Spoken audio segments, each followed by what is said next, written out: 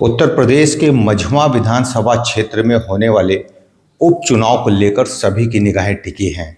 खास तौर पर पूरे उत्तर प्रदेश की निगाहें इस बात पर टिकी हैं कि मझवा विधानसभा क्षेत्र में कई बार बहुजन समाज पार्टी ने अपना खाता खोल रखा है। क्या पुनः बहुजन समाज पार्टी इसमें कामयाब हासिल करेगी? दीपू तिवारी जी हैं, दीपक तिवारी जी, जिनका नामांकन की प्रक्रिया पूरी हो गई है और ज़बरदस्त तरीके से लोगों से घर घर जाकर मिलने का भी जो है देखा जा रहा है। बहुत स्वागत है, बहुत बधाई आपको। धन्यवाद वीरेंद्र भैया। आपको लगता है कि बहुजन समाज पार्टी की सबसे मजबूत जो क्षेत्र है वो मझवा विधानसभा क्षेत्र कहते हैं लोग, आपको लगता है कि उसमें इस बार पुनः बीएसपी को सफलता मिलेगी? बिल्कुल मिलेगी। और मिर्ज़ापुर जनपद की 5 विधानसभा में बहुजन समाज की मझवा विधानसभा सीट रही है और 5 बार लगातार बहुजन समाज पार्टी यहाँ से विजयी हुई है। और इस बार भी मझवा विधानसभा में बहुजन समाज पार्टी बहुत मजबूती से चुनाव लड़ रही है और मझवा विधानसभा की सम्मानित जनता बहुजन समाज पार्टी के पक्ष में तैयार खड़ी है वोट डालने के लिए 13 नवंबर को। और मझवा विधानसभा के जनता का आशीर्वाद रहा, सहयोग, प्रेम रहा तो निश्चित 2024 के उपचुनाव में बहुजन समाज पार्टी यहाँ से विजयी होगी। देखिए, तमाम लगभग 4 लाख मतदाताओं के सामने स्थिति ऐसी हो जाती है कि वो किसका चयन करें। उनके सामने सारी बड़ी राजनीतिक पार्टियों के कैंडिडेट्स भी हैं। आपको क्या लगता है कि लोग आपका चयन किन बिंदुओं को ध्यान में रख के करें? देखिए, मझवा विधानसभा की 4,03,000 समथिंग जनता है जो वोटर हैं यहाँ के, और जो भी मैदान में प्रत्याशी इस समय लड़ रहे हैं, आज नामांकन की अंतिम तारीख थी, तो जो भी यहाँ चुनाव लड़ रहा है मुख्य रूप से भाजपा, सपा और बसपा, 2 पार्टी से जो भी कैंडिडेट उतरे हैं उनको बहुजन समाज और तीसरा बहुजन समाज पार्टी से मैं उतरा हूँ। मझवा की जनता ने सपा के कैंडिडेट की उनका इतिहास भूगोल जानती है और भाजपा के भी कैंडिडेट का इतिहास भूगोल जानती है। क्योंकि दोनों लोग मझवा विधानसभा के जनप्रतिनिधि के रूप में रह चुके हैं, जनता उनके बारे में भी जानती है। और मैं चुनाव लड़ रहा हूँ, मैं घर घर जा रहा हूँ, मैं लोगों से मिल रहा हूँ, गांव के एक एक बस्ती में जाके मिल रहा हूँ, मुझको भी जनता जान रही है। हम लोगों ने छात्र राजनीति की है तो कहीं ना कहीं उसका फ़ायदा मुझे मिल रहा है। मेरे साथ के जो पढ़े लिखे मेरे दोस्त थे, या तो मेरे सीनियर थे, या तो मेरे जूनियर थे, या तो मेरे सहपाठी थे, लगभग हर गांव में 2-4 लोग मुझे मिल रहे हैं। उनके दम पर मुझे एक अलग सी मजबूती मिल रही है और मुझे ये विश्वास है कि मझवा की जनता इस बार बहुजन समाज पार्टी को चुनेगी, क्योंकि उन्होंने दोनों पार्टी की सरकारों को देखा है, सपा को भी देखा और वर्तमान सरकार को भी देख रहे हैं, और दोनों को देखते हुए बहुजन समाज पार्टी की सरकार को याद कर रहे हैं। आज ये स्थिति है कि बहुजन समाज पार्टी, मैं जा रहा हूँ गांव-गांव तो लोग कह रहे हैं कि बहुजन समाज पार्टी की सरकार जब थी, बहन जी की मुख्यमंत्री थी बहन जी, तो जो कानून व्यवस्था थी या जो लोगों का एक सरकार की जो एक हनक होती है वो थी, लोगों में डर था, अधिकारी गलत कार्य करने से डरते थे। आज तो भ्रष्टाचार चरम पे है, सीधे घूस मांगा जा रहा है, सीधे लोगों से उगाही की जा रही है। 10 रुपए का काम 1000 में लोगों का हो रहा है, तो जनता जान रही है। और 2024 के चुनाव में जनता ने ये मन बनाया है कि बहुजन समाज पार्टी 2024 में अगर जीतेगी तो 2027 में बहुजन समाज पार्टी की सरकार बनेगी और बहन जी 2027 में प्रदेश की मुख्यमंत्री बनेंगी।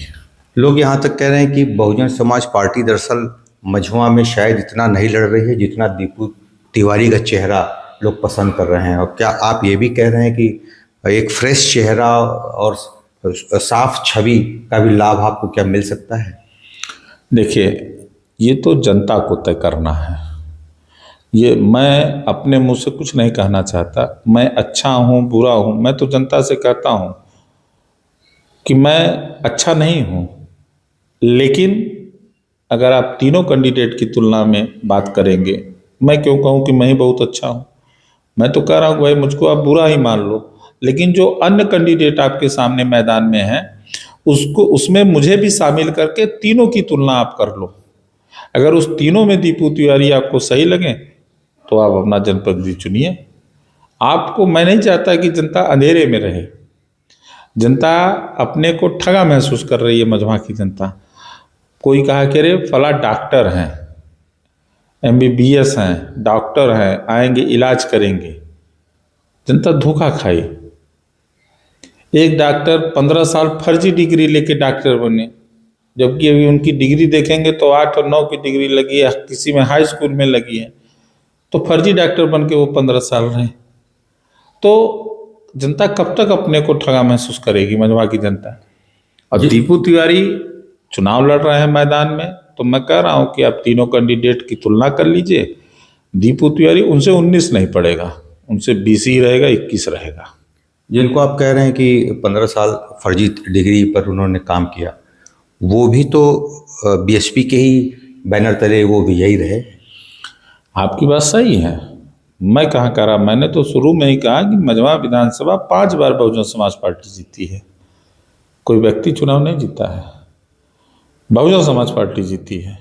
बहुजन समाज पार्टी बहन जी की पार्टी है, और बहन जी का जो वोट बैंक है, उस वोट बैंक को कोई इधर उधर नहीं कर सकता। अब वो मजबूती से बहन जी के साथ खड़े हैं, और वो बहन जी के साथ हैं और रहेंगे। ठीक बात है। ये बीजेपी ने भी महिला कैंडिडेट को उतार दिया, सपा ने भी महिला कैंडिडेट को उतार दिया, इसका क्या कुछ असर आपको दिखता है? देखिए, महिला हो या पुरुष हो, राजनीति में सब एक बरोबर है। ठीक है, महिला उतारा है, और वो भी लास्ट टाइम पे उन्हें उतारा, तो भाजपा को तो आज के डेट में कोई कैंडिडेट ही नहीं मिल रहा था। वो तो समय कम था, इसलिए मजबूरी में उन्होंने आज उतार दिया, नहीं तो अगर यही समय और आगे जाता तो वो लास्ट तक ढूंढते कैंडिडेट। उसका कोई मतलब नहीं है कि महिला उतारा कि पुरुष उतारा। ठीक है, निषाद पार्टी में भी बड़ा विकट स्थिति है। चर्चा है कि जिसको निषाद पार्टी से यहाँ टिकट मिलना था, वो भी प्रेस कॉन्फ्रेंस करके निषाद पार्टी का विरोध कर रहे हैं। लगता है कि उससे भी क्षेत्र पर प्रभाव पड़ेगा मझवा में? देखिए, निषाद पार्टी किसको टिकट दे रही थी, कौन मांग रहा था, ये मेरा विषय नहीं है।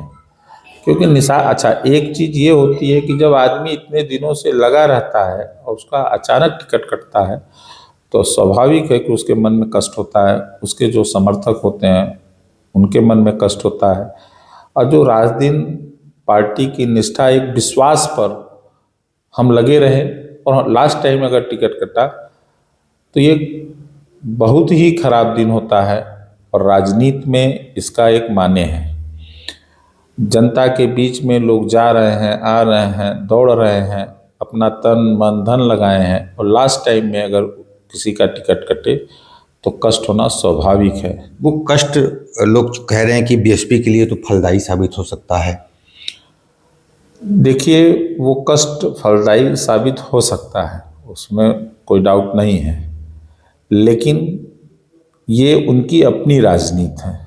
वो भी एक राजनीति से जुड़े हुए हैं, और वो भी अपने दम पर पार्टी के सहयोग से वो टिकट मांग रहे थे। आज पार्टी ने उनको टिकट नहीं दिया, चूँकि इकलौते ही थे वो जो निषाद पार्टी से टिकट मांग रहे थे। मांगने के लिए तो बहुत मांग रहे थे, लेकिन जो सक्रिय भूमिका में थे उनका टिकट कटा है, तो कष्ट की बात है। अब ऐसी हालत में उनका स्वयं का निर्णय ही उनको लेना है, तो वही बता सकते हैं। और बसपा का फायदा और नुकसान, बसपा खुद अपने आप में बहुत मजबूत है, और मझवा की जनता का अगर सहयोग रहेगा तो बहुजन समाज पार्टी ही चुनाव जीतेगी। ठीक है, एक अंतिम सवाल कि लाखों मतदाता आपको सुन रहे हैं, क्या अपील करेंगे अपने वोटर से? देखिए, मैं आपके माध्यम से मैं मझवा विधानसभा की सम्मानित देवतुल जनता से एक यही आग्रह करना चाहता हूँ कि आपने सबको देखा है, सबको देखा, चाहे वो भाजपा के प्रत्याशी रहे हों, चाहे समाजवादी के प्रत्याशी रहे हों, सबको देखा है। मैं चाहता हूँ एक बार दीपू तिवारी को भी मझवा की जनता मौका दे, और मैं विश्वास दिलाता हूँ, चूँकि 18 महीना 2 साल का ये चुनाव है, इस चुनाव में दीपू तिवारी आपके बीच घर घर मैं जा रहा हूँ, एक एक लोगों के घर जा रहा हूँ, किसी भी समाज की बस्ती हो, किसी धर्म के वहाँ के लोग रहते हों, मैं उनके दरवाजे जा रहा हूँ। मैं उनसे सिर्फ एक निवेदन यही कर रहा हूँ, और आपके माध्यम से भी यही करूँगा कि एक बार मुझे आप मौका दें, अपने भाई को, अपने बेटे को एक मौका दें। दीपू तिवारी, अगर आपने आशीर्वाद दिया और आपने मुझे अपना सेवा करने का मौका दिया, तो दीपू तिवारी आपके एक एक वोट का कर्ज जरूरत पड़ेगी तो दीपू तिवारी अपने खून से चुकाने के लिए तैयार रहेगा। बहुत बहुत धन्यवाद, आपने अपने व्यस्त समय में जो है समय दिया हमको।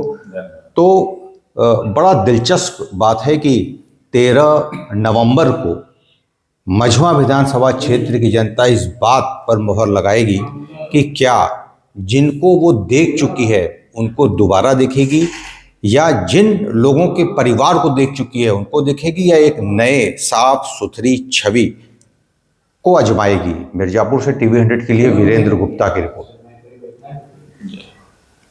रोक दीजिए। ठीक, बहुत धन्यवाद। आपका परिणाम क्या है? सही है? एकदम सही।